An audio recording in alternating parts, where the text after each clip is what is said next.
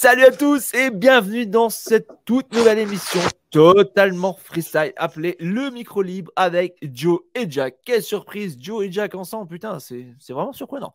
Et bien évidemment, pour m'accompagner, le meilleur pronostiqueur, le fan de NCAA, Monsieur Joe Gactou. Bon alors je te demande pas comment tu vas, je sais que tu vas bien puisque c'est le troisième podcast qu'on enregistre ensemble de la semaine. Ça va très bien et j'en profite pour souhaiter mes vœux à tout le monde. Bonne année, bonne santé, prenez bien soin de vous, de vos proches et venez nous écouter, c'est avec plaisir qu'on vous répondra et bonne fin de saison à tout le monde d'NFL. C'est un régal. Bon les gars, la team, on va vous expliquer vite fait le concept de l'émission. Ici, on parle tranquillement des sujets que l'on souhaite aborder sans se limiter forcément dans le temps. Et c'est ici aussi que l'on répondra à vos éventuelles questions. Donc chaque semaine, n'hésitez pas à les écrire, même en avance, même juste en dessous. Faites-vous plaisir. Là, alors je vous dis franchement, ça sera 100% freestyle. On a quelques sujets. Donc, et pour cette première, on a déjà un gros programme. On va parler de JJ Watt. On va parler de la Week 18 et les coachs, qui c'est qu'on garde, qui c'est qu'on vire. On va parler de la finale NCAA, mais là, ça sera surtout Joe. On parlera de notre hype de la saison. Et on aura un autre sujet, Commanders, la franchise what the fuck de la ligue. Voilà. Et on finira aussi par vous demander votre avis et votre vote pour définir le nom définitif de cette nouvelle émission. Si bien sûr, il y a l'épisode 2. À vous de nous dire aussi si ça vous plaît ou pas. Allez, Joe, on commence tout de suite. Alors, je te laisse choisir quel est le premier sujet que tu souhaites aborder. Eh bien, on va partir sur le cas de JJ Watt pour le rendre hommage. Allez, vas-y. Alors, pour info, JJ Watt jouera son dernier match avec les Cardinals ce dimanche. Dernier match d'une longue et superbe carrière. 3 fois, je crois, meilleur joueur défensif de l'année. Malheureusement, il n'a jamais remporté le Super Bowl, mais c'est quand même quel grand joueur, quelle image quand même, de la NFL. Alors, dis-nous-en un peu plus, toi, parce que je sais que c'est toi qui as voulu aborder ce sujet surtout. Donc, vas-y, dis-nous tout, fais ton hommage à ce grand homme. Bah, je fais un hommage, oui, à JJ Watt parce que tout simplement pour l'ensemble de sa carrière, pour ce qu'il a fait pour l'ensemble de son œuvre. Il a fait des saisons monstrueuses. Pour ceux qui l'ont connu après 2015, c'est pas ses meilleures saisons, mais voilà, il a écrit l'histoire de la ligue, il a révolutionné un peu le poste. Go JJ Watt et bravo à lui pour tout ce qu'il a fait. Bah écoute, moi personnellement, c'est vrai que c'est quand même, ce mec, c'est un super bon joueur. Malheureusement, c'est vrai que les dernières saisons, comme tu dis, ça a été entaché énormément par les blessures et c'est bien dommage. Je suis un peu triste quand même que il est passé des Texans aux Cardinals, les Cardinals qui avaient une superbe équipe et qui finalement s'est viandé. Bon, voilà. Les blessures, entre guillemets, le mauvais choix d'équipe, c'est vrai que ça m'embête quand même un peu parce que c'est quand même quelqu'un de généreux aussi et ça m'embête de ne pas le voir partir avec quand même un titre NFL. Ça c'est le truc qui me pique un peu, mais en tout cas, bravo à lui pour cette superbe carrière. Et bon vent quoi. Et puis bonne retraite, bien méritée, j'ai envie de te dire. Oui, tout à fait. Voilà. Bravo à lui, et encore bravo pour la personne humble et l'éducation que lui ont donné ses parents parce que c'est un mec, vraiment un bon mec, quoi. Alors, sujet suivant, moi je te propose que on va parler, vu que c'est la 8, on va aborder bien sûr la 8-18, là, donc la dernière de la saison régulière. Et j'ai envie de te dire, quel coach t'as envie de virer? Parce que moi, personnellement, c'est un truc quand même qui me chipote, que vous savez, surtout si vous suivez ce week-end en NFL, il y a quand même un ou deux coachs que j'ai envie de virer depuis un paquet de semaines, bon, un paquet d'années. Donc, alors Joe, est-ce que toi, tu as des coachs que tu as envie de faire gicler en fin de saison? Ben, c'est à peine tôt d'en parler, mais on va quand même se mouiller, hein. On va pas se cacher. Moi, je dis le premier qui doit être viré, et si l'équipe n'atteint pas les playoffs, tout simplement, j'annonce Matt Lafleur. Matt Lafleur doit être sorti des Packers parce que bah, ça serait une grosse déception qu'il ne soit pas en playoff cette saison. Et je me dis, Matt Lafleur n'arrive pas comment dire, à changer le cours d'un match quand ils sont menés. Et je sais, je tape haut, je tape lourd, c'est compliqué, moi, je dis Matt Lafleur, quoi. Matt Lafleur je suis peut-être méchant, je suis peut-être dur, alors qu'il a réalisé des belles saisons à 13 victoires et tout avec les Packers auparavant. C'est sa première, on va dire, mauvaise saison, si on veut le dire quand même. Mais je, ouais, je dis Matt Lafleur parce qu'il faut changer quelque chose aux Packers. Bah écoute, moi je te suis parce que c'est un des noms que je crie depuis je sais pas combien de temps. Parce que le mec, on va pas se cacher, il est Aaron Rodgers dépendant. Il n'y aurait pas eu un si bon quarterback. Pourtant, voilà, enfin, j'aime pas quand il fait sa diva Rodgers. Mais sinon, je ne renie jamais son talent. Ça, je le dis haut et fort. Mais Matt Lafleur, par contre, c'est clair. Il y a une stat déjà qui ne trompe pas, on en a parlé dans d'autres podcasts. C'est un mec qui n'est pas capable de te retourner une situation, qui n'est pas capable de s'adapter à un changement. Il n'est pas capable. S'il perd à la fin de la première mi-temps, il est rarement, voire quasiment impossible pour lui de revenir dans le match, de reprendre la victoire. Et pour moi, c'est clair que s'il n'aurait pas eu Rodgers, il n'aurait pas eu cette carrière-là. Donc pour moi, je suis totalement d'accord avec toi. Matt Lafleur doit gicler. Bon, après, j'ai envie de te parler. Bon, on va rester dans la NFC pour commencer. Moi, personnellement, un de ceux aussi que j'ai envie de gicler, Monsieur Cliff Skiffé, Monsieur Cliff Kingsbury, qui pour moi, le coach des Cardinals, a gâché littéralement un putain de potentiel avec une putain de franchise qui me faisait rêver. Et quand on voit le travail dégueulasse qu'il a fait, franchement, j'ai juste envie de dire une chose, méchamment, dégage. Oui, bah, de toute façon, moi, j'ai toujours comment dire, un côté sentimental pour Kingsbury parce que bah, il avait Mahomes à Texas Tech. Vous connaissez mon amour pour Mahomes. Les deux, c'était le coordinateur offensif de Patrick Mahomes. Si vous n'avez pas connu Patrick Mahomes à Texas Tech, allez voir. Par exemple, sur un match, Patrick Mahomes contre Oklahoma, pour le citer, il avait sorti un match à plus de 700 yards et c'était Kingsbury qui était son coordinateur offensif. La RAID, beaucoup de modes RAID mis en place à Texas Tech et ça y est toujours. Mike Lynch et tout était passé aussi par là. Et voilà, mais là je peux pas le sauver, quoi. Je peux pas le sauver, je peux pas, je peux. Oui, de toute façon, les chiffres ne mentent pas, hein. Ça ne va pas. C'est pareil que la franchise des Packers. Là, je pense qu'il faut un électrochoc, il faut changer. Il faut changer quelque chose, changer le head coach, changer peut-être de coaching staff, je sais pas.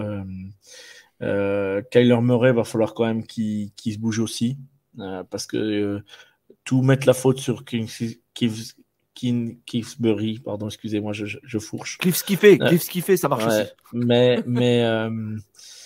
ouais, ça m'embête, voilà, mais je pense, il a perdu son vestiaire, il a perdu son équipe. Je pense que les Cardinals s'attendent la fin de la saison pour lui dire stop. Je pense qu'il est déjà au courant, mais il voulait peut-être pas lui donner un gros chèque tout de suite.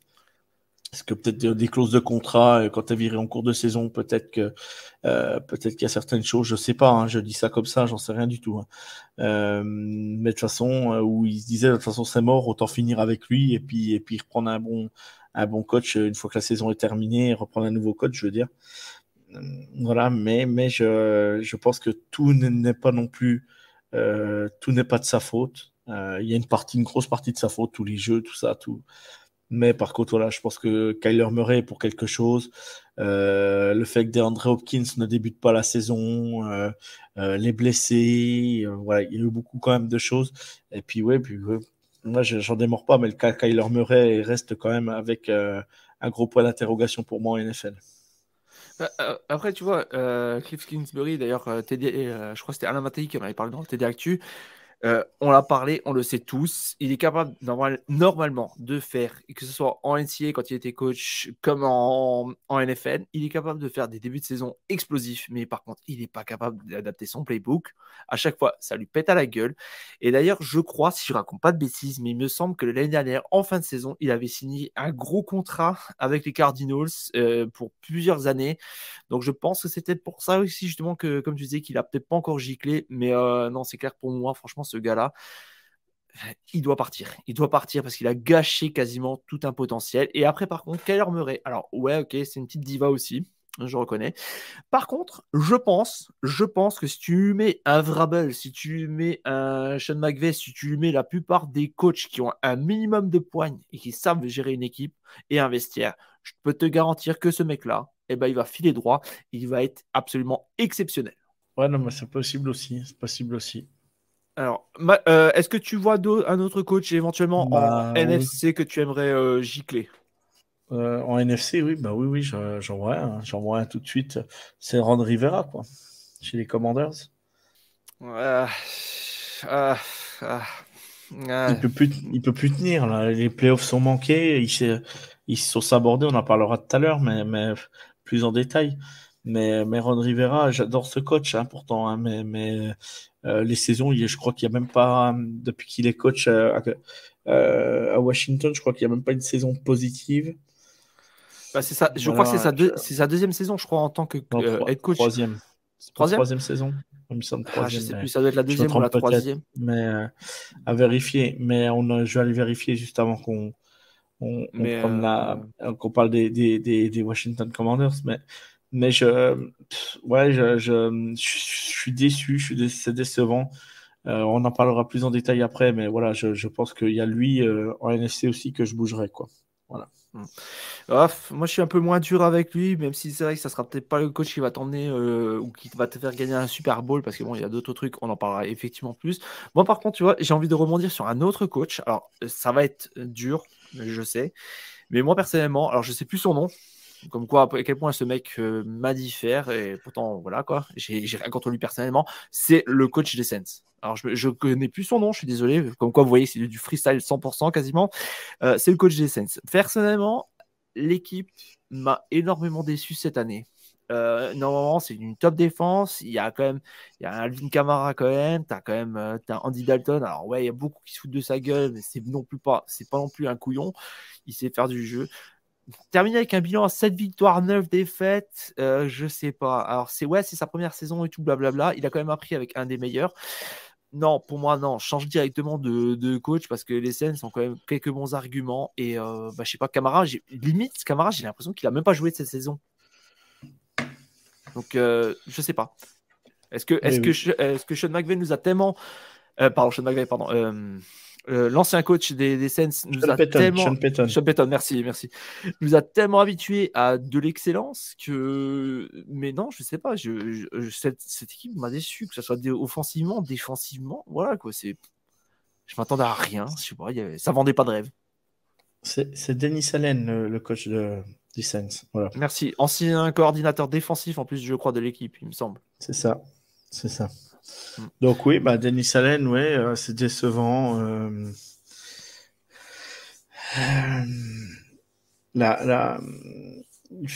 il y a la draft qui a été décevante. Il y a eu, à part les premiers choix, Chris Olave, c'était super. Moi qui trade pour aller chercher Chris Olave, j'ai adoré ce move.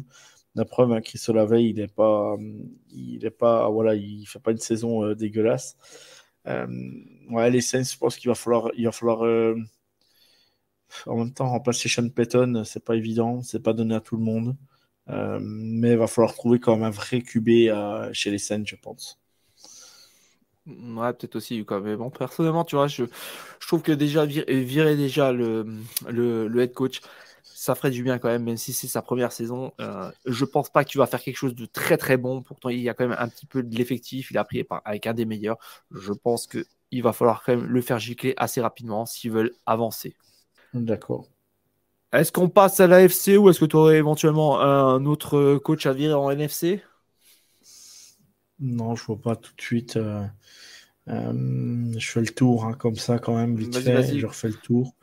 Euh, je vais pas dire virer le coach des Texans, c'est trop facile parce que ben il fait ce qu'il peut avec l'effectif qu'il a, donc c'est pas évident de dire faut virer le coach des Texans, hein, donc non je sais pas, non NFC non bah, puis même les Texans sont pas NFC, je dis une grosse bêtise.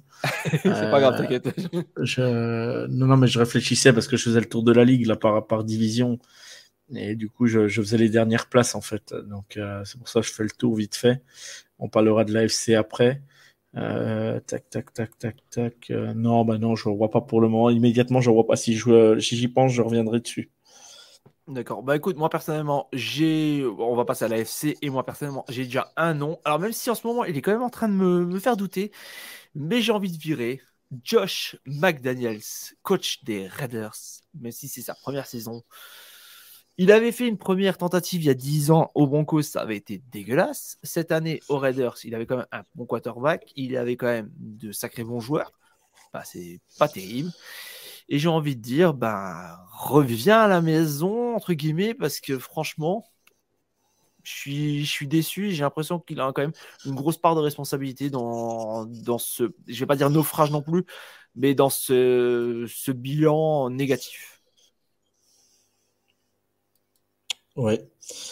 De toute façon, oui, les Raiders, c'est très décevant. Cette franchise-là ne peut pas rester stable une saison. Il y a toujours quelque chose qui se passe. Il y a toujours du off, il y a toujours du hors terrain, du hors contexte, t'apprends que le GM il ne le vire pas parce qu'il n'a pas l'argent pour pouvoir le payer à ce moment-là et tout, alors que ça n'a rien à voir dans les cap space et tout. Ouais, j'ai du mal à comprendre, j'ai du mal à suivre cette franchise. Cette franchise, il se passe toujours quelque chose. Euh, la preuve, les supporters français des Raiders qui ont été invités en début de saison, ils ont lâché un peu le truc, machin. Donc, il se passe toujours des choses. Ils arrivent même à perdre leurs fidèles supporters.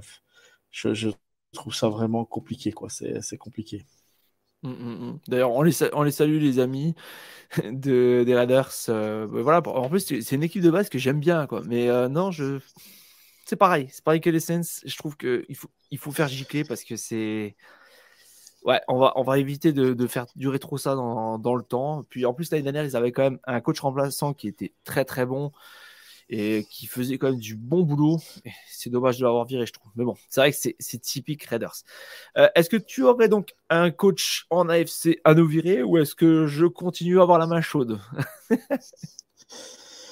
Moi, je verrais le nouveau coach qui a été installé chez les Colts. On voit que ça fait pas de différence. On voit que c'est pas bon. Faut aller rechercher quelqu'un de solide, quelqu'un qui met un grand coup de balai dans l'effectif. Il faut encore que le GM soit d'accord, mais voilà, il faut faire quelque chose chez les Colts. Tu peux pas avoir rien que les QB. C'était un coup Matt Ryan. Après, c'était comment il s'appelle celui qui était blessé la semaine dernière. L'ancien, Euh, Nick Foles. Nick Foles. Nick Foles, voilà, Nick Foles cherchait son nom. C'était lui, en plus, il se blesse. Après, c'était un autre QB. C'était un petit jeune. Ouais, il n'y a rien de concret, il n'y a rien qui va. Il faut changer. Il va y avoir des besoins dans l'effectif. Il va y avoir des joueurs à couper. Voilà, il faut mettre un grand coup de balai, il faut remettre quelqu'un qui connaît pas le stature, qui connaît pas on va dire spécialement la franchise ou qui n'a pas d'affect envers les joueurs, parce que ça c'est compliqué aussi. Quand tu as de l'affect, dire à un mec que tu t'en vas ou machin, ça reste toujours compliqué. Je pense que voilà, il faut du renouveau, il faut de renouveau dans la franchise des Colts. Et on voit bien depuis ils ont eu les quarterbacks qui défilent. Ils ont le fameux quarterback qui était là, qui a je sais pas combien d'enfants, son nom m'échappe, avant L'ancien Matt Ryan, des Chargers. avant Carson Wentz, L'ancien des Chargers, Philippe Rivers. voilà, Philippe Rivers, je cherchais son nom. Il y a eu Philippe Rivers, après t'as eu Carson Wentz, là tu as eu Matt Ryan. Mais à un moment donné, faut arrêter de prendre des quarterbacks qui ont tant d'années et tant de. Ouais, voilà, ils sont en fin de carrière, les mecs. À un moment donné, Philippe Rivers, à la fin, je me rappelle, il arrivait le match de playoff, il arrive même plus à lancer le ballon, quoi. Donc, il avait plus un lancer extra pour pouvoir aller atteindre la red zone sur Nelmari. Donc, à un moment donné, voilà, je sais pas. Voilà, je sais pas. Moi, je croyais au Colts cette saison et je pensais que ça pourrait le faire avec Matt Ryan. Pierrot m'a dit non, mais Matt Ryan, il est cramé. Et je lui ai dit, bon, ça peut, sur la saison, ils peuvent atteindre les playoffs. Et Pierrot m'a dit, tu verras, ça va être un bust. Et il s'était pas trompé. Mon ami Pierrot du NFL Any Given Saturday. Je lui fais un petit coucou. Mais c'est vrai qu'il s'était pas trompé sur le cas Matt Ryan. Et les Colts tu peux pas faire une saison comme ça en étant aussi prometteur, quoi. C'est pas possible. Il s'est passé quelque chose entre les joueurs, tout ça. Donc, je pense qu'il faut vraiment un grand coup de balai pour changer. Ouais, bah d'ailleurs, c'est vrai que pareil, dans la preview que j'avais fait en début de saison avec l'ami Mystic Rick de Trop Fort pour la Ligue, d'ailleurs, qu'on salue, c'était une équipe qu'on aimait bien. Je trouvais, moi, personnellement, Matt Ryan aussi, j'étais vachement confiant parce que quand je voyais le travail qu'il faisait à Atlanta, mais mine de rien, même quand il est parti d'Atlanta, ça faisait quand même la job. Ouais, je m'attendais quand même à mieux, même si effectivement, en tant que receveur, ça manquait de monde, mais il y avait quand même de la matière. Et je sais pas ce qui se passe aussi à cette équipe. Il y a un problème aussi. Il y a un truc, je sais pas, il y a un signe indien, j'ai envie de dire. Après, virer Jeff Saturday, je sais pas trop. Déjà, à la base, les mecs, ils savaient déjà pertinemment que le gars, bon, ouais, bah, il va se tromper, bah, c'est pas grave, il va se tromper. Ouais, ok, déjà, je crois, en première semaine, je crois qu'ils ont viré leur kicker, qui pourtant était loin d'être mauvais, mais parce qu'il avait il avait fait un mauvais match. Je sais pas si c'est vraiment le coach, même s'il est sans expérience, mais il y a autre chose, quoi. Il y a d'autres choses qui sont à retravailler dans cette franchise. C'est vrai que c'est une grosse déception, comme je le disais dans un autre podcast, c'est une grosse déception pour moi. C'est peut-être même la deuxième plus grosse déception de la saison. Euh, ouais, voilà, franchement, il y a quelque chose qui est bizarre dans cette franchise. Vraiment bizarre. Tout à fait, oui.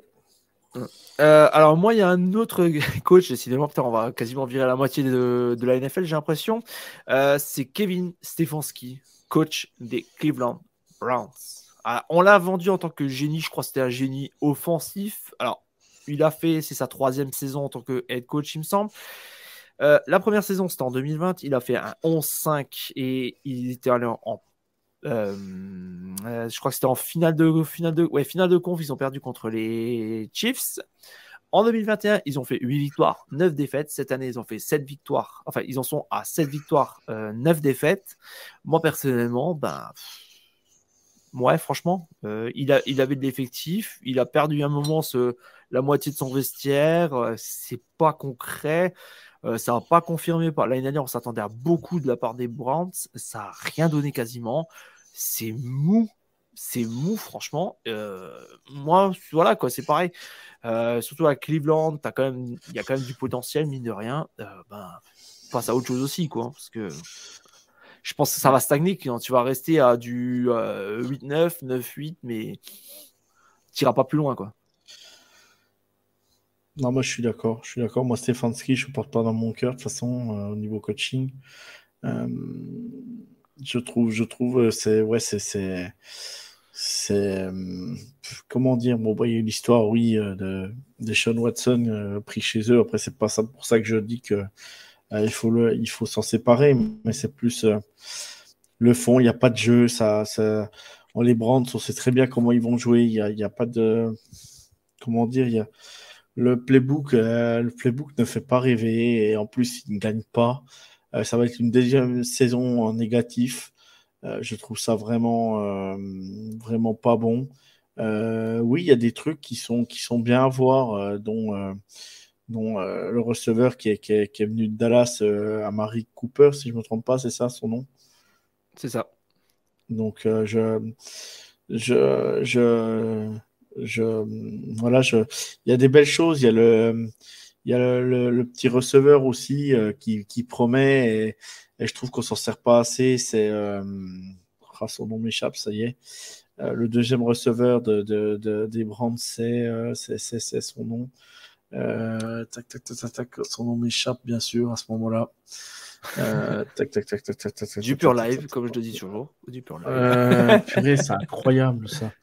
C'est pas grave. Euh, Attends, on va voir ça. euh, Comme vous voyez, on fait du pur live, du 100% impro sur cette émission. Maintenant. Donc, je note Donovan, en attendant. ça y est, ça m'est revenu sans le trouver. Donovan People-Jones qui fait une saison intéressante. Ça y est, ça m'est revenu.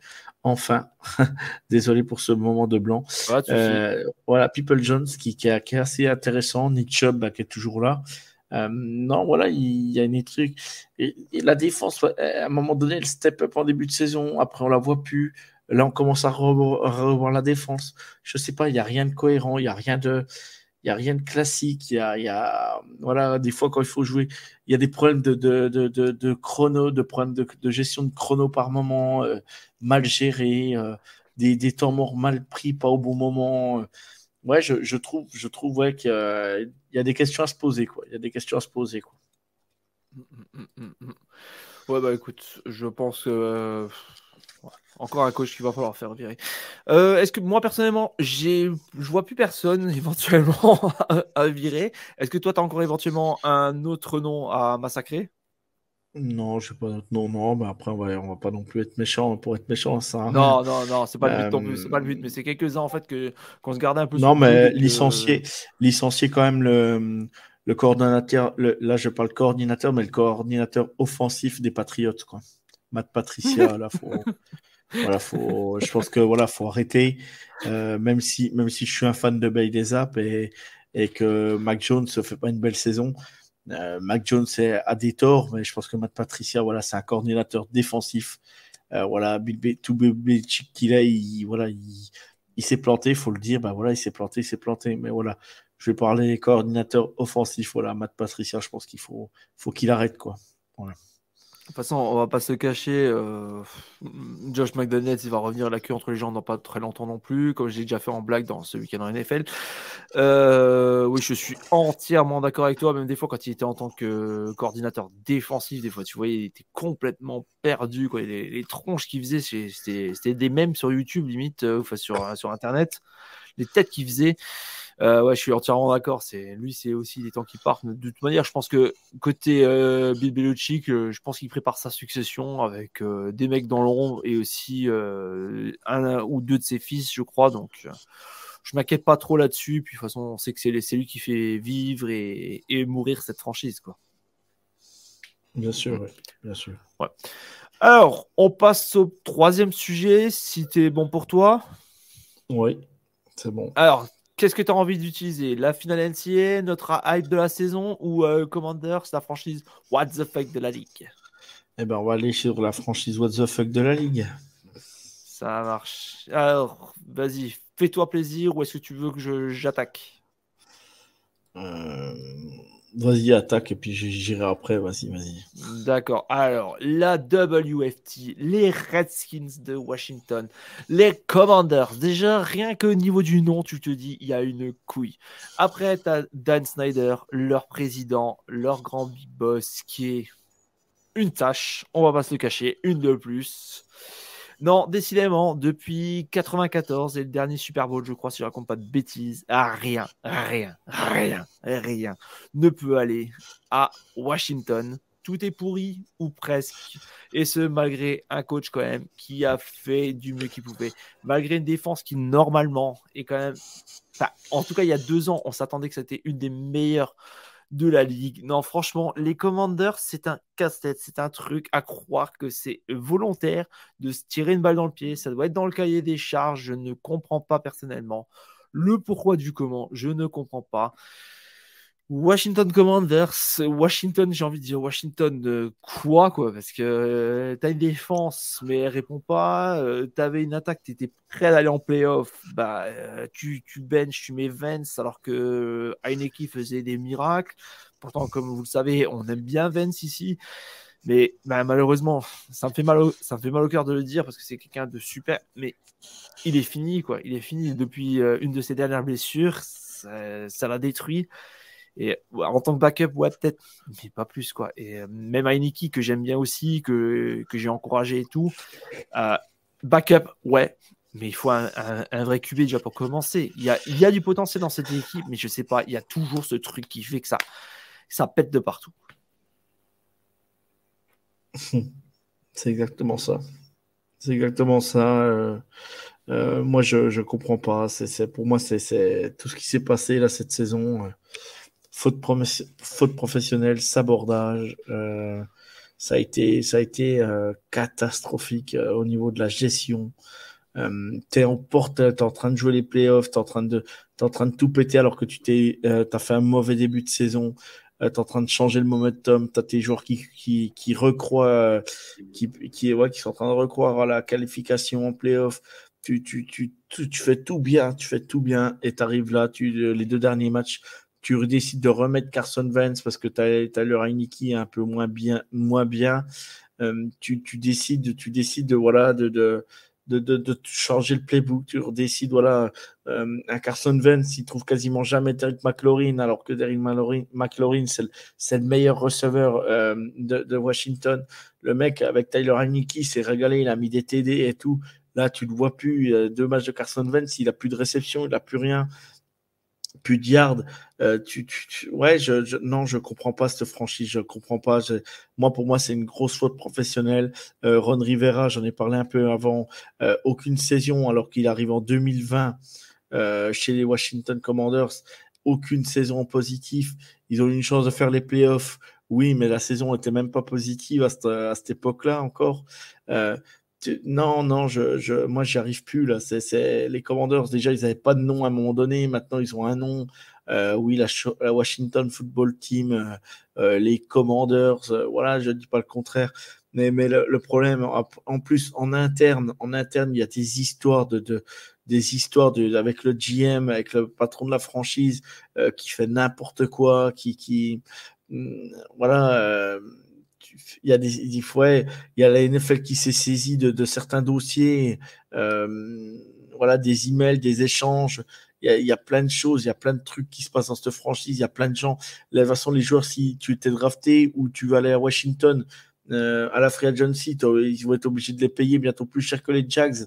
Alors que Washington, c'est pas moche pour y vivre, hein. C'est comme la capitale des États-Unis. Tu sais que c'est assez calme. C'est une ville un peu à part en dehors des États-Unis. Voilà, c'est pas la même ville que les autres. Mais voilà, non, je sais pas moi, voilà, le patron qui est responsable de Washington, c'est très grave ce qui se passe, c'est très grave ce qui passe en interne. Cette franchise, tu comprends pas que la NFL ne mette pas plus le nez dedans. Il se passe plein de choses là-bas. Et tout le monde le sait, tout le monde le dit, tout le monde, tout le monde, voilà. Tout le monde a eu des échos. Alors après, oui, il n'y a rien de prouvé, il n'y a rien de fondé, mais à un moment donné, il n'y a pas de fumée sans feu, c'est le cas de le dire. Voilà, depuis qu'ils ont voulu changer de nom, depuis qu'il n'y a plus l'effet Redskins, parce que maintenant, on sait dans les années 2000, 2020 maintenant. Voilà, il faut plus choquer, il faut faire attention à ce qu'on dit, tout ce qu'on fait. Les traditions, il y en a déjà pas beaucoup en effet, mais là les dernières traditions s'en vont. Alors qu'avant, ben voilà, les Redskins c'était une équipe, voilà, c'était une équipe, elle avait une histoire quoi.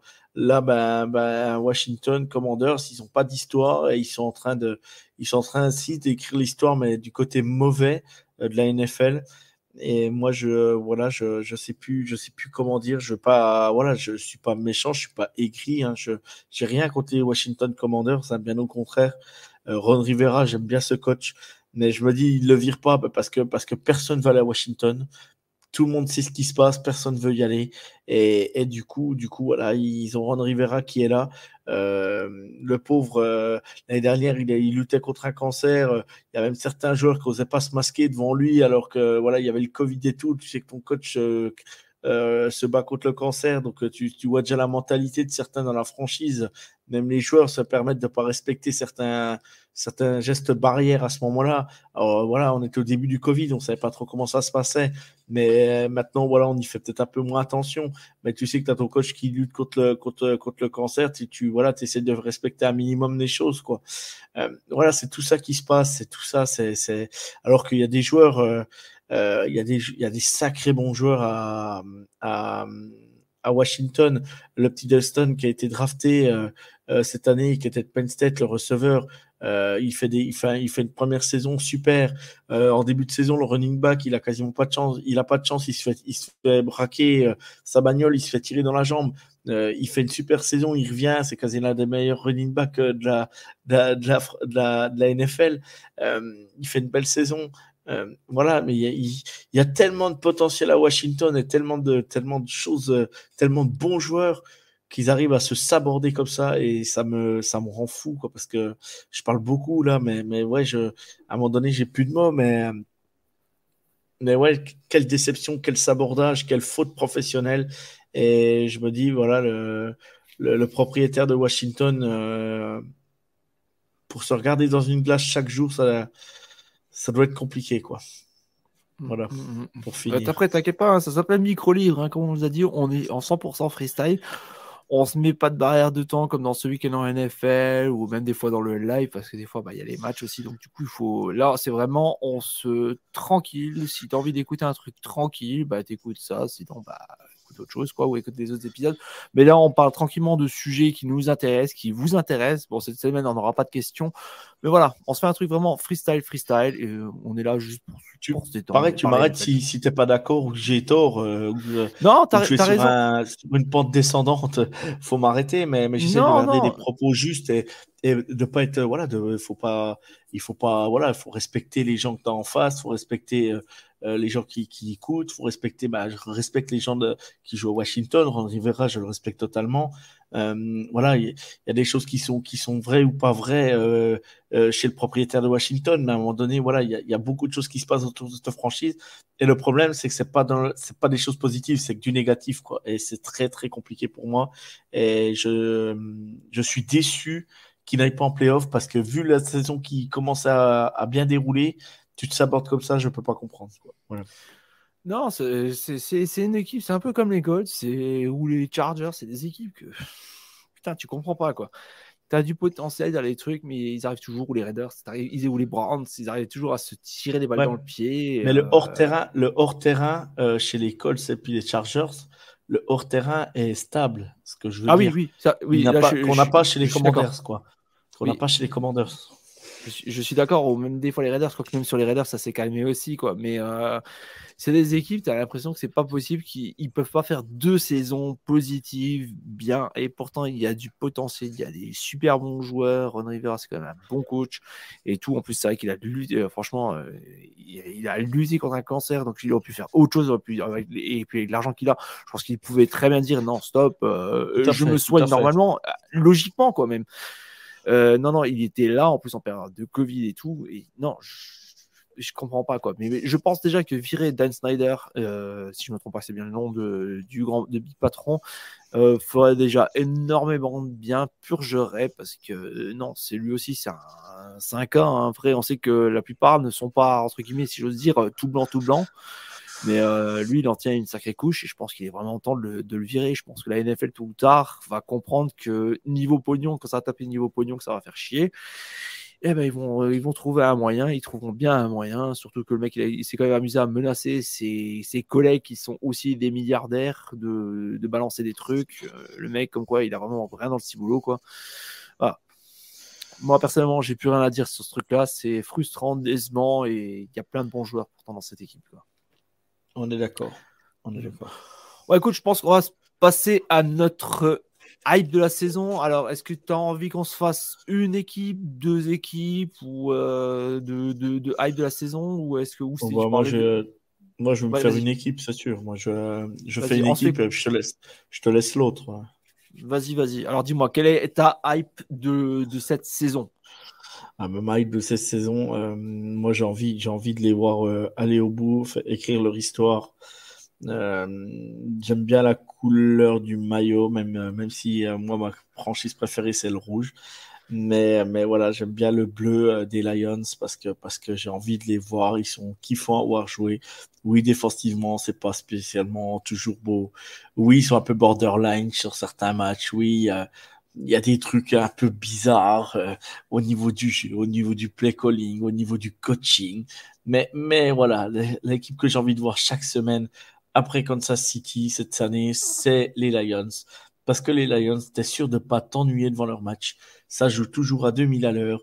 Oui, des fois, c'est pas des valises de points qui marquent, mais ils sont toujours là, toujours présents, toujours kiffants à avoir joué. Un Jared Goff qui fait une saison monstrueuse, il réalise la deuxième meilleure saison de sa carrière. Euh, il, voilà, il remet un gros coup de poing où il remet tout le monde un peu d'équerre, on va dire, parce que tout le monde voyait les Lions drafter un QB cette saison. Alors peut-être que l'année prochaine, je dirais le contraire. Mais là, il a prouvé qu'il avait sa place aux Lions. Il a prouvé qu'il était là. Il a prouvé qu'il pouvait jouer et qu'il pouvait faire gagner une équipe de NFL. Euh, il, voilà, Amon Hassan Brown, super pioche. Williams, incroyable running back. Euh, non, voilà, ils ont des joueurs qui sont électrisants, qui font plaisir à voir jouer. Le petit Eden Hutchinson drafté cette année prend de plus en plus de place dans l'effectif. Penny Sewell cette saison fait une saison encore remarquable, qui a été drafté il y a 2 ans. Ils se permettent même de le mettre sur un jeu pour finir le match, pour faire tourner pour faire tourner l'horloge. Ils jouent un jeu et ils trouvent Penny Sewell à un moment donné à la passe il y a 15 jours ou 3 semaines. Voilà, même Dan Campbell, il parlait aux arbitres quand il voit le jeu démarrer, il dit What the fuck, qu'est-ce que vous foutez? Et voilà, le jeu est lancé, c'est trop tard. Jared Goff trouve Penny Sewell, c'est quand même incroyable. Donc Penny Sewell, faut savoir que c'est un tackle, hein, voilà, Un homme de c'est ligne. c'est quand même incroyable, quoi. Donc c'est une équipe qui a du panache, c'est une équipe qui a du culot, c'est une équipe qui fait plaisir à voir jouer. C'est une équipe qu'on voit, quoi qu'il arrive, même s'ils perdent, ils se battront jusqu'au bout. Leur coach est dingue, leur coach est motivant, leur coach sait rassembler, il sait emmener une équipe. Tout le monde doutait de lui à un moment dans la saison quand ils étaient à 6 défaites, mais ils ont prouvé que maintenant là ils sont à 8-8. Moi pour l'histoire, je voudrais qu'ils arrivent à 9-8 et qu'ils jouent les playoffs pour dire parce que je voudrais que je sais pas s'ils auront un playoff, mais moi je suis des équipes de NFC, je voudrais pas rencontrer les Lions aujourd'hui parce que c'est une équipe un peu ouais, un peu borderline, un peu voilà, tu sais pas trop comment ils vont te prendre, tu sais pas dans quel sens ils vont aller, mais voilà, ils vont te faire pour être un peu cru, ils vont te faire chier, quoi. Et c'est vraiment, j'adore ça parce que ça change un peu l'histoire de la NFL, de voir toujours les mêmes. Et là, je sais pas, voilà, les Lions, ils ont un goût de frais, un goût de vas-y, les gars, on y va, on en a rien à faire, on a envie de jouer, on a envie de kiffer, on a envie de se faire plaisir. Tu vois les mecs sur la sideline, ils ont le sourire, ils ont la banane. Dan Campbell, il joue le match à fond, le mec, qu'on aime ou qu'on n'aime pas, le mec, il est épuisé, il arrive en conférence de presse, le mec, à un moment donné, ouais, c'est trop bon, je vais aller boire une bière. Euh, voilà, c'est un mec vrai, c'est un mec, voilà, il s'en fout, lui, des caméras, il s'en fout de tout le blabla, de tout, avoir un discours un peu politisé, un peu machin. Lui, il s'en tape, il s'en carre, c'est le mec qui a envie de kiffer, qui a un mec il fait gagner il rassemble son équipe. Oui, c'est peut-être pas le meilleur tacticien, le meilleur technicien, mais on s'en fout de ça. On s'en fout. Le mec, les Lions, c'était pas écrit pour jouer les playoffs cette saison. Ils n'étaient pas écrits pour faire une saison comme ça. Les Lions, tout le monde disait s'ils sont en 4-5 victoires, c'est bien. Et ben aujourd'hui, ils sont en bilan positif parce qu'ils sont à 8-8. S'ils peuvent être à 9-8, c'est encore mieux. Ils auraient pu faire même un peu mieux cette saison. Mais voilà, ça fait partie de l'histoire des Lions, ça fait partie de leur petite histoire de cette saison. Et je dis bravo, je suis content de voir une équipe comme ça en NFL, une équipe de jeunes qui ont été draftés il n'y a pas longtemps. Et ouais, avec un noyau un peu plus ancien. Et les Lions sont en train de reconstruire une équipe qu'avant, ils avaient, historiquement, ils avaient des lignes solides. Mais là, voilà, ça devient kiffant. Ouais, je le répète encore avoir joué et bravo pour cette saison. Vous m'avez bien fait plaisir. Un petit coucou à David Gilbert, fan des Lions, ami québécois. Voilà, c'est vraiment super de voir ça. Même lui, il a dû vibrer, il a dû passer une belle saison devant ses Lions bleus, comme il les appelle. Et ouais, franchement, je suis long, mais je fais un peu un monologue, mais bravo les Lions. Merci la NFL de nous faire dire ça parce qu'on arrive au dernier match, ils vont jouer les playoffs. Et ouais, c'est top, quoi. C'est vraiment top. Ouais, bah écoute, déjà, comme tu le dis, un grand salut à l'ami et cousin québécois David Gilbert, que d'ailleurs on a pu entendre 3 fois déjà sur la chaîne, qui est venu 3 fois gentiment, sympathiquement nous parler des Lions dans la preview. C'était la première des 32 qu'on avait fait, qui est venu parler aussi de Premier les Buts, leur excellent podcast qu'il fait avec j'ai perdu les noms, avec William Boivin et avec Martin Saint-Jean. Martin Saint-Jean, c'est ça. Saint-Jean. On les salue d'ailleurs, si au cas où ils les écoutent, sait-on jamais. En tout cas, non, ils sont super kiffants, ils sont super bien. Et si vous connaissez pas leur podcast, écoutez, c'est top. Franchement, ils sont top, ils sont super gentils. Je suis très content pour lui. L'année dernière, je m'étais hypé pour les Lions bleus. Et malheureusement, j'ai eu un peu peur de leur porter la poisse. Donc cette année, je m'étais un peu calmé et tout. Ouais, donc je leur souhaite aussi du bien. C'est vrai, comme tu dis, c'est rafraîchissant, ça fait du bien et tout. Et j'aimerais aussi les voir, même si dans un autre podcast, j'ai pris part pour les Packers. Mais c'est vrai que c'est l'équipe que j'ai envie de voir en playoff, que ça donne de l'espoir à cette ville aussi. Je suis content aussi pour Goff, je suis content pour Dan Campbell. J'espère, c'est tout. Moi, personnellement, alors je vais faire moins original, et puis de toute façon, en ce moment, je le crie sur le toit, mon amour à cette franchise, et c'est même étonnant de ma part, parce que je suis pas forcément un fan de la franchise de base. C'est les 49ers de San Francisco. C'est l'équipe. Putain, mais qu'est-ce que je l'aime, cette équipe. Parce que oui, ils ont Christian McCaffrey, que je parle tous les jours, presque ou pas, de ce joueur. Il y a Thibaut Samuel, il y a Jimmy Garoppolo, un mec que j'adore aussi. Bon, malheureusement, il a dû reprendre les rênes parce que Trey Lance s'était blessé en début de saison. J'aurais préféré que ça soit dans d'autres positions. Mais oui, je l'adore aussi. J'adore Bossa, j'adore. C'est une équipe, franchement, qui est bien. Shannon est un putain de bon coach. En plus, il a les armes exactement comme il veut. On s'attendait encore une fois à un truc ultra défensif et tout. Et finalement, en fait, quand on regarde les statistiques, les 49ers, c'est 7e sur les points, 7e sur le nombre de yards total par match, 14e à la passe, 9e sur la course, 5e sur le temps de possession. Et en défense, je t'en parle pas, c'est encore même mieux. Non, franchement, c'est une big équipe. C'est une équipe qui a eu de la poisse cette saison, qui a eu beaucoup de merde. D'ailleurs, tu as eu Trey Lance, et d'ailleurs, c'est un sujet qu'il va falloir vraiment qu'il se pose la question en fin de saison. T'as Thibaut Samuel qui s'est blessé aussi, qui normalement devrait revenir. Alors, je sais plus exactement quand. Tu as Jimmy Garoppolo qui s'est blessé aussi. Et pourtant, tu as Brock Purdy, 3e quarterback, drafté, je crois, en 6e tour, si je me trompe pas. Et qui est là et qui arrive quand même à faire la job. Et l'équipe se bat, et même nous fait mentir parce qu'offensivement, même en offense, c'est kiffant. Alors, ok, c'est McCaffrey dépendant la semaine dernière face aux Raiders. Mais là, c'est une équipe que j'adore, que je prends énormément de plaisir et que j'ai envie de voir loin. Et pourtant, à la base, ils ne nous vendent pas de rêve. Mais non, franchement, voilà, ça, c'est mon équipe numéro 1 de hype de la saison. Pourtant, je ne suis pas fan des 49ers du tout. Ouais, pour Purdy, juste pour l'anecdote, il est drafté le dernier jour de la draft. Donc, il est drafté au 7e tour. C'est le dernier jour sorti à la draft. Voilà. Non, c'est incroyable. C'est une superbe équipe, quoi. C'est une équipe. Elle est un peu all-in, là, parce que ce qu'ils ont dû faire justement avec Christian McCaffrey, parce qu'ils ont quand même lâché pas mal de choix. Mais putain, quelle bonne pioche, quoi.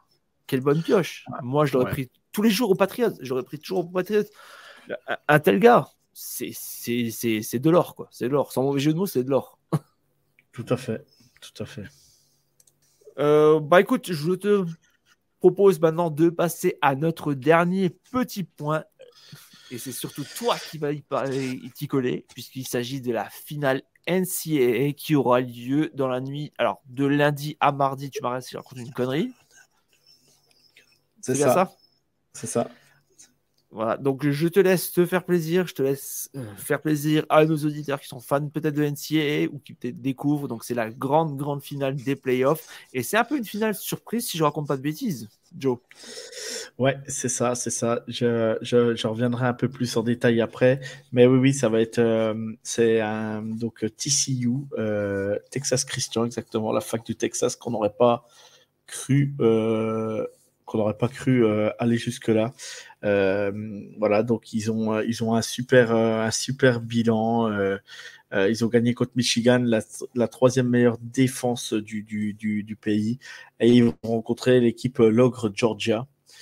Georgia qui est simplement invaincu. Ils sont à 14-0 aujourd'hui. Voilà, donc ça sera vraiment une belle finale. Il faudra suivre ça. Mais juste avant de parler un peu plus en détail de la finale, je vais vous parler vite fait des bowls majeurs qui se sont joués. Je vous redonnerai à peu près les stats à peu près de la finale et tout ça. Donc, en fait, il faut savoir en NCAA, juste pour ceux qui ne savent pas, pour être éligible à un bowl de fin de saison, il faut avoir un minimum de 6 victoires. Si tu as 6 victoires, tu peux jouer un bowl. Tu es éligible pour un bowl. Et donc, de savoir, donc, par rapport au bilan que tu as, tu rencontres d'autres équipes et c'est souvent les joueurs de la fac, c'est souvent tu pars une semaine dans un autre état pour aller découvrir l'état, pour aller découvrir un peu ce qui se passe ailleurs. Et c'est souvent voilà l'équipe. Il y a des bowls par exemple qui se jouent à Hawaï. Donc, si tu vois, Jack, pour te dire, tu pars une semaine à Hawaï, tu as 17 ans, tu vas jouer un bowl ou 18 ans, 19 ans. Tu pars une semaine à Hawaï, c'est des souvenirs que tu garderas à vie. Et voilà, c'est l'essence, l'histoire du college football. Voilà, pour situer à peu près, vous faire un peu l'envers du décor. Et Je préfère la neige, personnellement. et, tout le monde ne dit pas ça, mais bon, c'est comme ça. Chacun ses goûts. Moi, avouez, je cracherai pas dessus non plus, malgré tout, même si j'aime pas trop, du moins trop la chaleur. C'est pas que j'aime pas la chaleur, j'aime bien la chaleur. J'aime pas le froid humide, c'est surtout ça, moi, que j'aime pas. Mais bref, c'est ma vie, ça. Non, sinon, donc, il y a 43 bowls qui sont joués en fin de saison. Et il y a 6 bowls majeurs pour faire ça. Donc, il y en a 42 de joués. Il ne reste plus que la finale à jouer de College Football Playoff. Je vais commencer vite fait. Donc, il y avait l'Orange Bowl qui était où il y avait deux équipes, donc Tennessee et Clemson. Il porte bien son nom, ce bowl-là, cette saison. C'est rare que ça arrive, mais c'était les deux équipes orange du college football, on va dire. Tennessee était 6e. Avec un bilan de 10 victoires pour 2 défaites. Il faut savoir que Tennessee ont battu l'ogre Alabama cette saison à Tennessee, qui n'était pas arrivé depuis je ne sais pas combien de temps. Je crois que c'était même jamais arrivé, si je ne me trompe pas. Ou c'était arrivé il y a très très longtemps. Et Clemson était septième équipe nationale. Donc Tennessee s'est imposé 31-14 sur ce bowl. Tennessee a été plus clutch dans les moments décisifs de ce match. Clemson a dominé le match au niveau du chrono, au niveau de la montre, mais voilà, ça s'est pas tourné dans le bon sens. Ils n'ont pas été bons à ce moment-là. Bon, je dis parce que je suis un grand fan de Clemson pour ceux qui découvrent. Donc je suivais ce bowl vraiment de très près. Donc voilà, victoire Tennessee, ils ont mérité leur victoire. Bravo, ils ont gagné l'Orange Bowl. Ils finissent sa saison à 11-2, ce qui est une très belle saison. Changement de coaching staff et tout. Voilà, ils ont eu beaucoup de choses en 2 ans et bravo à Tennessee. Clemson finit la saison en 11-3, un bilan de 11-3. Pourquoi il y a un match de plus du côté de Clemson? Tout simplement parce qu'ils ont joué la finale de conférence. Donc, si tu joues une finale de conférence, tu as un match de plus que les autres, tout simplement. Voilà, Clemson finit encore une saison à 11-3 et ça fait depuis quelques années qu'ils ne sont pas descendus en dessous de 10 victoires. Donc voilà, ça reste une équipe solide de NCAA. Ensuite, on avait le Sugar Bowl où s'opposait Alabama, où Alabama, c'est pour situer en fait depuis la création des College Football Playoffs en 2014, il y avait toujours Alabama ou Clemson en playoff. C'est la première fois qu'il n'y a pas ni Alabama ni Clemson en playoff. Donc, c'était un peu historique. Donc, Alabama, qui est la 5e équipe du pays contre Kansas State. Donc, Alabama a été injouable pendant ce match. Si vous voulez voir Bryce Young, le futur peut-être first pick de la draft, le quarterback d'Alabama, qui a réalisé un match monstrueux, 321 yards, 5 TD. Voilà, Crimson Tide était injouable. Ils ont gagné 45-20. Voilà, donc Alabama, ils concluent leur saison à 11-2, mais pour eux, c'est catastrophique. C'est pas une bonne saison parce qu'Alabama vise comme Clemson les playoffs au minimum, ils visent le titre. Donc voilà, c'est pas une bonne saison. Et Kansas State finit la saison à 10-4. Kansas State, c'est vraiment une saison plutôt pas mal pour eux. Encourageante. Ensuite, on avait le Cotton Bowl qui s'est joué. Donc, c'était Tulane USC. Tulane, elle était la 16e équipe nationale contre la 10e équipe nationale USC. Et là, la grande surprise, Tulane, il faut savoir qu'ils font partie de la deuxième partie de niveau du college football en première division. Tu as donc les grosses conférences pour situer. Donc, tu as la ICC, la Big Ten, la Big 12, la SEC, que tout le monde parle, où il y a Alabama, LSU, tous les gros joueurs sortent de là-bas, et la Pac-12. Et ensuite, tu as l'American Conference, qui est une autre conférence avec la MAC, avec d'autres conférences, quoi. Et du coup, ils faisaient partie donc, du deuxième, on va dire, deuxième chapeau de première division. Et Tulane a remporté le match. Tulane a été mené à 4 minutes de la fin, était mené, et ils ont réussi à renverser le match dans les dernières minutes en égalisant avec un touchdown à 9 secondes de la fin. Et ils passent devant USC en mettant la conversion donc l'extra point, et ils gagnent le match 46-45. Les Green Wave terminent leur saison à 12-2, c'est exceptionnel, et USC finissent leur saison à 11-3. Il faut savoir que USC n'a pas joué de bowl la saison dernière, ils étaient au fond du gouffre, et USC, ils ont tout reconstruit. Lincoln Riley, un coach doué pour l'attaque, à savoir que Lincoln Riley, c'est lui qui a sorti les Kyler Murray, Baker Mayfield d'Oklahoma. C'est l'ancien head coach d'Oklahoma, donc voilà, pour situer un peu la personne que c'est. Donc il a claqué la porte d'Oklahoma la saison dernière. À la fin de saison, il est parti un peu en scred d'Oklahoma pour aller signer à USC. C'était un coup de tonnerre dans le college football. Donc USC perd ce bowl, mais USC est encourageant parce qu'ils ont tout reconstruit. Beaucoup de joueurs qui sont arrivés, il y a eu beaucoup de transferts, et du coup il fallait reconstruire l'équipe, et ça a été vraiment super, une belle saison de USC. Ensuite, il y avait le Citrus Bowl qui s'est joué, LSU 17e national contre Purdue. Le match a été une formalité pour LSU, je ne vais pas trop faire long dessus. LSU, pareil, qui avait un nouveau coach, Brian Kelly. Voilà, ils ont gagné 63-7. Donc, pour dire un petit mot sur le coach, c'était le coach de Notre-Dame, pareil, il est parti aussi un peu en scred. Il a été signé à LSU pendant l'intersaison, c'était un coup de tonnerre aussi.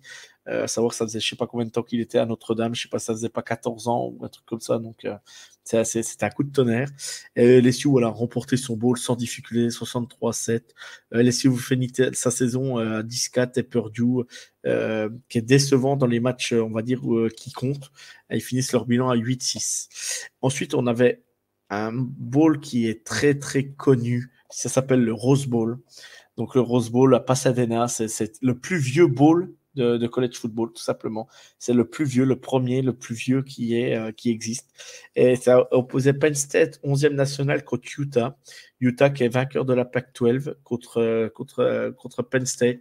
Et Penn State a dominé ce match. Leur QB, Sean Clifford, que je porte pas dans mon cœur, et voilà, ça sera pas un QB d'avenir en NFL, a sorti plutôt une belle fiche de stats, a fait le match qu'il fallait. Et du coup, Penn State finit sa saison à 11-2, Utah finit à 10-4. La Pac-12, il faut savoir que tout le monde peut battre tout le monde. Donc là, Utah est en finale. C'est la deuxième saison consécutive qu'il jouait le Rose Bowl. Et c'est la dernière, il jouait contre Ohio State. Donc voilà, c'est Utah, il y a un quarterback à suivre. Ce sera Cameron Rising qui est sorti sur blessure. Donc pendant ce match. Et je vais conclure vite fait donc pour revenir au College Football Playoff. Donc TCU Michigan, TCU était le 3e national contre Michigan le 2e. TCU a fait sensation. Ils ont dominé le match. Ça a été un match de folie. Si vous ne l'avez pas vu, je vous invite à le voir. Si vous ne voulez pas voir les 2 premières mi-temps, vous zappez et vous passez tout de suite en deuxième mi-temps. Et là, vous allez voir des touchdowns de folie. Il ne faut pas regarder le cas des défenses, mais vous allez voir ces touchdowns sur touchdown. C'est incroyable. Faut savoir que TCU affrontait donc la 3e meilleure défense du pays. Et TCU a fait un énorme match parce qu'il s'impose face à Michigan 51-45. Pour la petite anecdote, Michigan jouait pour la 2e fois de suite les demi-finales de College Football Playoff et s'incline une seconde fois. Et voilà, c'est compliqué pour eux. C'est dommage. Ils loupent le coche là d'aller prendre leur revanche et puis de jouer la finale. Donc je trouve ça vraiment, vraiment dommage pour eux. Voilà, il faut savoir que Michigan était, je crois, invaincu. Je vais vous donner vite fait les bilans parce que voilà. Donc oui, c'était invaincu avant ce match. Michigan était à 12-0. Ils finissent à 13-1 la saison. Et TCU finit aussi à 13-1. Donc TCU va jouer la finale de College Football Playoffs, ils ont défié toutes les stats là, donc c'est assez incroyable ce qui se passe à TCU, en sachant qu'il y avait un quarterback qui avait Max Duggan qui n'était pas prévu d'être le quarterback titulaire cette saison et tout, changement de coaching staff et tout, alors qu'ils ont viré un coach historique à TCU. Voilà, faut se remettre connaître le college football, mais je vous rapproche de The Trick Play si vous voulez poser des questions. Ils sont beaucoup plus au cœur de l'info que moi. Moi, je suis un passionné tout simplement, donc voilà, je parle de passion. Mais si vous voulez plus d'infos, renseignez-vous vers l'équipe de The Trick Play, ils vous renseigneront, c'est des super mecs. Donc voilà. Et ensuite, le deuxième match opposait Ohio State, le 4e national face à Georgia. Donc pareil, si vous voulez voir un deuxième QB qui sera nommé à la draft, c'est Monsieur CJ Stroud, QB d'Ohio State. Voilà, il était dans un grand soir, mais il n'a pas pu empêcher Georgia de s'imposer. Faut savoir que Georgia était menée jusqu'à l'ultime minute et Georgia marque un touchdown à 1 minute de la fin qui les fait repasser au score. Georgia passe devant pour mener 42-41. Il reste 1 minute à jouer.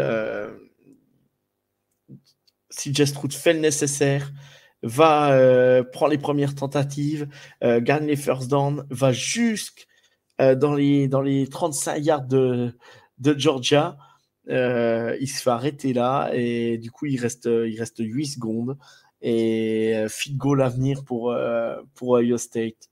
Et malheureusement pour son dernier match, le très bon kicker d'Ohio State se foire, mais complètement. Mais quand je dis se foire, c'est complètement, il se foire, quoi, le mec. Et du coup, le match se finit donc à 42-41. Georgia remporte cette demi-finale et va défendre son titre. Il faut savoir que ça n'a jamais été fait en college football de remporter 2 fois le titre national. Ça n'a jamais été réalisé auparavant. Georgia va pouvoir défendre son titre. Donc, ça ne sera pas gagné. Ça va être une belle finale. Ohio State termine sa saison à 11-2. Ils ont perdu contre Michigan et contre Georgia en demi-finale. Ils avaient perdu en conférence parce qu'ils font partie de la même conférence contre Michigan. Et du coup, voilà, c'est vraiment dommage parce que moi, j'y croyais et jusqu'à la fin, j'ai vécu un nouvel an de foot devant ma télé parce que il y avait les matchs en même temps et c'était tout simplement incroyable. Et Georgia est invaincu. Ils sont à 14-0. L'ogre de Georgia va jouer la finale donc le 10 janvier à 1h30 du matin. Donc contre TCU, je vous invite à le regarder. Bean, si vous voulez le voir en France, Bean passera le match. Voilà, ou sinon vous allez sur le ESPN Player, vous aurez le match. N'hésitez pas, voilà, je suis un peu long, mais fallait en parler parce que voilà, c'était une saison de fou en college football. Ça y est, ça va se terminer. Moi, je vous avoue clairement que j'ai passé à une saison incroyable en NCAA et c'est un plaisir. Et si vous voulez voir des matchs avec des ambiances de malades, des ambiances de fou, des histoires de fou, oui, il ne faut pas regarder spécialement des fois le côté défense, il ne faut pas regarder l'aspect technique, mais venez, vous régalerez parce que c'est tout simplement une ambiance incroyable. Et voilà, faut être passionné, mais j'y suis et franchement, le college football pour moi c'est un autre monde que la NFL. J'adore la NFL, mais le college football c'est vraiment un régal à suivre, quoi. Bah, Voilà, écoute, en tout j'étais un cas, peu long, mais Non, mais merci non, Jack. c'est le micro libre. C'est le micro libre, écoute, Joe. Les gens le savent. Les gens le savent. On parle avec passion et tu le retranscris très bien. On l'entendrait à la gaieté que tu as dans ta voix de parler de ça. Bon, malheureusement, moi, personnellement, là, ici, je suis de très très loin. J'essaie habituellement de me familiariser un peu avec les noms. Mais cette année, c'est vrai que en fait, j'étais tellement focus sur nos podcasts, notamment, que j'ai fait un peu l'impasse sur la NCA. J'essaie de me rattraper un peu par la suite. Mais non, ça se voit que tu es passionné. Et puis, déjà, ça peut-être aider certains à peut-être s'intéresser à la NCA. Ça va peut-être intéresser certains à regarder de la finale. Et puis, c'est bien de savoir que c'est sur Bein au cas où. Donc, écoute, merci Dio pour toutes ces infos. Et Ouais, vas-y. si vous voulez, vite fait, j'ai mis sur mon compte Twitter, j'ai mis là mes tableaux avec le débrief de chaque bowl, parce que je les ai quasiment tous vus. J'ai passé des nuits intenses ces dernières semaines, depuis le 16 janvier jusqu'au 2 janvier. Donc, il ne reste plus qu'un match de college football, donc ça sera la finale. Et il faut savoir que voilà, j'ai mis sur mon Twitter, et c'est épinglé sur ma page. Il y a un petit tableau avec tous les matchs, c'est 3 lignes. Voilà, si vous voulez aller voir, lire Voilà, et laissez un com, n'hésitez pas. Donc, faut pas, vous pouvez critiquer, vous faites ce que vous voulez, je m'en fous, mais voilà, je le fais que par passion. Hein, donc, il y en a peut-être qui seront pas d'accord avec moi, mais voilà, c'est des petites annotations, des petits trucs. Ben voilà, ça fait 2 lignes, 3 lignes. Voilà, vous pouvez retrouver ça sur mon Twitter, @jogactu, si vous voulez. Voilà. Donc je vous conseille, je vous invite de le faire parce que franchement, c'est une putain de performance de faire ça. Hein, parce que, comme il a dit, vu le nombre de balls qu'il y a en NCAA, c'est absolument colossal. Franchement, je te tire mon coup de chapeau parce que j'ai pas le courage de faire ça.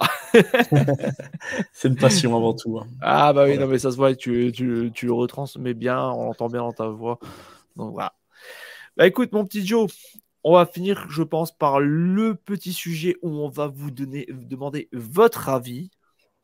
Alors, vu que à l'heure actuelle, l'émission s'appelle Le micro libre avec Joe et Jack, on ne sait pas trop, on hésite un peu. Donc, on aimerait bien que vous nous donniez votre avis et on va vous demander de voter.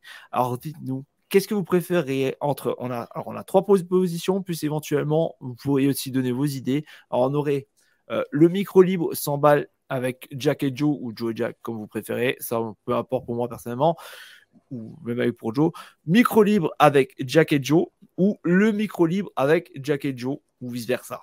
Donc dites-nous qu'est-ce que vous préférez, s'il n'y a pas grand-chose qui change, ou éventuellement, si vous avez d'autres idées, bah, faites-nous le savoir, ça sera avec grand plaisir. Puis bien sûr, si vous avez des questions, n'hésitez pas à nous les poser. En tout cas, merci d'avoir suivi cet épisode pilote. Donc n'hésitez pas à donner votre avis, à nous suivre si ce n'est pas encore le cas, à nous poser vos questions pour les prochains épisodes. On se fera un plaisir d'y répondre. On se donne rendez-vous donc normalement, pour dimanche pour le live de Huddle pour suivre la 18e semaine de saison régulière.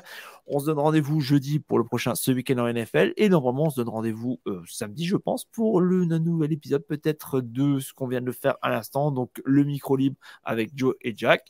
Donc, n'hésitez pas à nous donner vos impressions.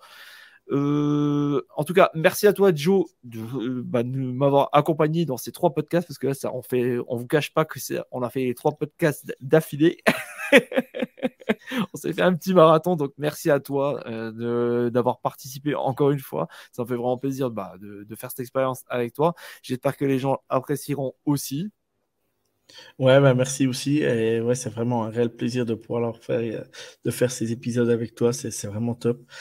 Pareil, ne vous vexez pas, ne vous fâchez pas si on parle mal d'un de vos joueurs préférés ou d'une franchise, ou voilà, c'est le but, c'est d'échanger. On n'est pas là pour se fâcher ou se prendre la tête. Voilà, on est là en toute liberté et voilà, ne vous vexez pas, c'est pas contre votre franchise, c'est pas contre votre joueur, ou je préfère le dire tout de suite. Voilà, c'est vraiment pour échanger et si vous nous trouvez un peu dur, vous pouvez le dire, hein, c'est pas un problème, mais voilà, c'est tout en restant bon vivant, un bon échange. Et le but, c'est de prendre plaisir à échanger NFL ou NCAA, n'importe, on s'en fout. Mais le but, c'est de prendre plaisir tous ensemble. Voilà. Et puis bon, voilà, on vous l'a dit dès le début, c'est du pur freestyle. Là, en plus, là, c'est un épisode pilote, donc on ne sait pas qu'est-ce que ça va continuer, ça va pas continuer. Est-ce que ça s'arrêtera peut-être à la fin de la saison, peut-être ça va être le truc qui va être incroyable. Mais non, en fait, c'est vraiment parce que ce week-end en NFL, le but, c'est que ça soit un peu rapide aussi pour que tout le monde puisse suivre. Et puis, il y a tellement de podcasts, d'excellents podcasts. Donc, et d'ailleurs, on salue tous les collègues qui font aussi un excellent boulot. Il y a tellement de podcasts, on essaie de faire un truc rapide, on essaie d'aider, que ce soit pour les débutants ou les autres, en vous donnant les notes des matchs, à quoi on s'attend, on vous donne nos petits pronos, ça c'est plus pour le fun. On fait le caucus pour les battles, on fait aussi, à force je m'y perds, on fait le live, on essaie de vous faire vibrer, on fait un peu la discussion entre potes aussi, parce que c'est plus sympa le dimanche soir de discuter entre nous. Et puis là, on se fait vraiment le truc, on se pose tranquillement, on se donne des sujets, parce que sinon, voilà, ça prend du temps. Hein. Je sais pas combien de temps l'épisode va durer, mais ça prend quand même un certain temps. Là, on se pose vraiment tranquillement, on se met quelques sujets, on répondra à vos questions. Puis voilà, le but, c'est d'être tranquille. Donc, si vous êtes pressé, désolé, cet épisode n'est pas fait pour vous. Sinon, pour les autres, écoutez-nous tranquillement. Et puis voilà. Puis ça change un peu des autres façons de faire, des autres podcasts. Voilà. Donc, je vous remercie. Je remercie Jack pour sa proposition. Et voilà, je vous souhaite une bonne journée, une bonne soirée, une bonne nuit si vous écoutez ça aussi la nuit.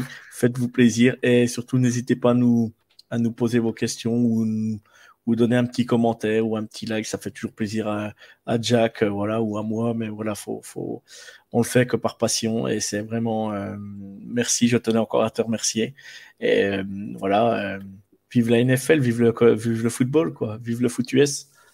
Et merci à toi et aussi merci à nos femmes parce qu'il faut quand même leur dire un grand merci aussi parce qu'elles sont là aussi pour nous soutenir et parce que là c'est 2h30 d'enregistrement, 3h la dernière fois de live et des heures et des heures d'écriture et tout, donc merci à elles, on les embrasse très très fort, nos femmes respectives je précise. Bien sûr, c'est évident. Je serais pas là, on pourrait pas, voilà, moi je pourrais pas faire tout ce que je fais, donc sachant que j'ai 3 enfants, voilà, donc ça prend beaucoup de temps aussi, donc voilà.